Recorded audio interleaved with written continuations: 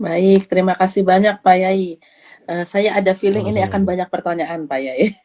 Nah, silakan, Biasanya kalau silakan. yang begini-begini, ini apa namanya, perlu banyak pencerahan begitu Pak Yai.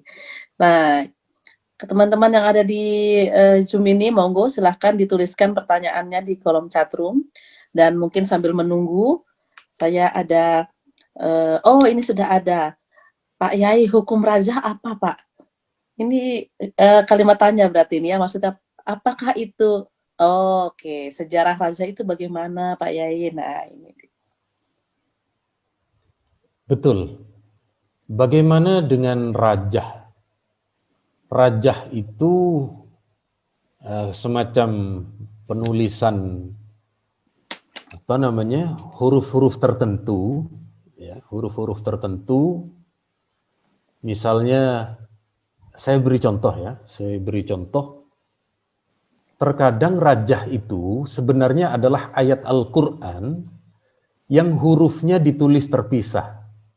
Jadi misalnya Bismillahirrahmanirrahim. Kalau disambung menjadi Bismillahirrahmanirrahim, tetapi kemudian dipisah. Ba, satu, kemudian sin, mim. Kalau dibaca bagi orang yang memahami, oh ini tulisan Bismillahirrahmanirrahim, tetapi ditulis terpisah. Bagaimana hukumnya? Kalau masih diambil dari ayat Al-Quran, selama masih minta kepada Allah, tidak ada masalah. Tidak ada masalah. Jadi, sekali lagi, ketika kemudian rajah itu, ya, ketika kemudian rajah itu tidak bisa difahami maknanya, misalnya ada simbol-simbol agama lain, maka sebaiknya kita kemudian menghindari itu, karena kita tidak tahu maknanya.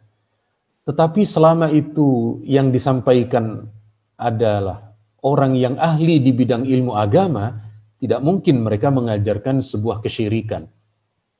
Kadang ada lagi menggunakan bahasa Ibrani, bahasa orang-orang terdahulu. Itu kalaupun kita meyakini di situ tidak ada kesyirikan, sekali lagi tidak ada masalah.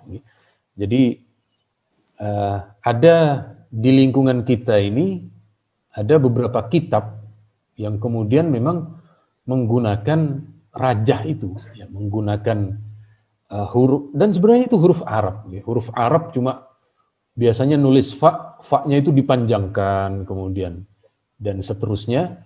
Selama masih dari tulisan yang masih kita fahami dan di situ tidak ada penyebutan Tuhan selain Allah, tidak ada masalah.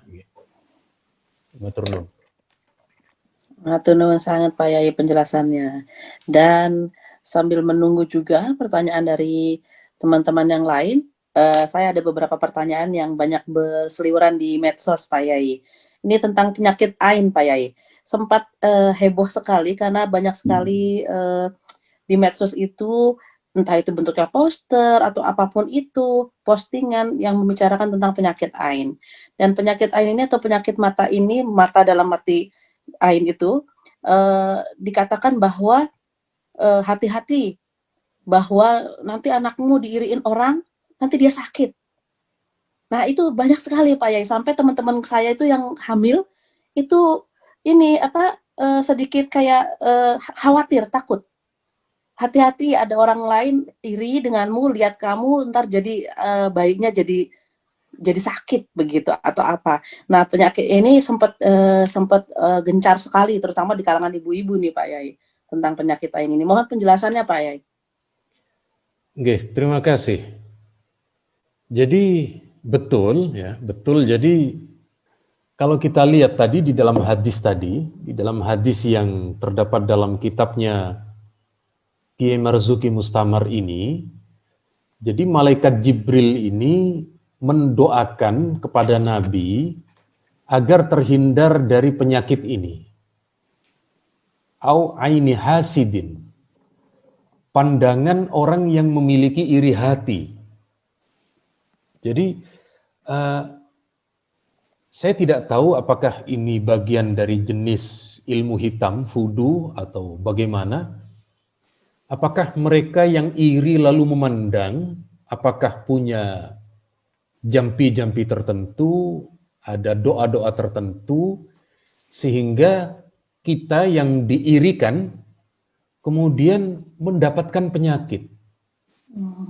Ataukah dari saling pandang, ya? Saling pandang kemudian ada energi buruk misalnya melalui setan atau apa kemudian masuk ke dalam ke dalam tubuh kita dan lain sebagainya. Ini juga disebutkan di dalam Al-Qur'an, wa min syarri hasidin idza hasad. Ya, ini juga dulu di masa Nabi itu memang sudah ada jenis penyakit itu, yakni dari keburukan orang yang iri kepada orang lain. Makanya saya sedikit sebut penyakit iri itu. Apa penyakit hasad atau penyakit hasud atau iri hati ini? Para ulama kita menyebutkan kalau kita tidak rela orang lain mendapatkan nikmat, ya, ataukah senang orang lain mendapatkan musibah, berarti di situ ada penyakit hasad namanya. Contoh ya, kita punya teman, dia berangkatnya bareng dengan kita kerja, tapi hasilnya beda. Dia sudah pakai iPhone terbaru, iPhone 12. Bahkan iPhone 12 belum launching, dia sudah pakai iPhone 13, ya, ditulis sendiri. Kemudian dia pakai Galaxy terbaru, ya, Galaxy terbaru atau lalu dia iri, ya. Dia tidak suka kalau orang lain mendapatkan nikmat. Lalu dia memandang. Nah, dari sinilah kemungkinan, ya, iri itu kemudian menimbulkan penyakit kepada orang lain. Atau ketika orang lain dapat musibah, kok kita senang, berarti itu kita punya penyakit iri. Misalnya ya, ada teman kita tabrakan, ada teman kita kecelakaan. Kalau tidak empati, simpatik sama sekali, kok kita senang, berarti kita iri pada orang itu. Nah, ini penyakit sendiri bagi kita, kemudian diberikan, ditransferkan kepada orang lain. Biasanya, iri itu selevel, satu tingkatan. Ya. Calon pejabat, irinya kepada sesama calon pejabat. Orang kaya, irinya sesama orang kaya. Pemilik perusahaan, irinya kepada sesama pemilik perusahaan. Tidak mungkin ada bos iri kepada anak buah, tidak ada. Selevel. Mohon maaf, ustadz irinya juga sesama ustadz. Ya, kiai juga sesama kiai. Itu selevel.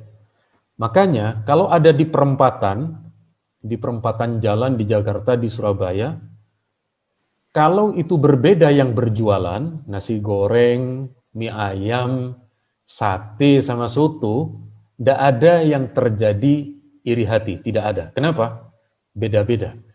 Tapi kalau di perempatan itu semua nasi goreng, wah ini lirik-lirikan ini.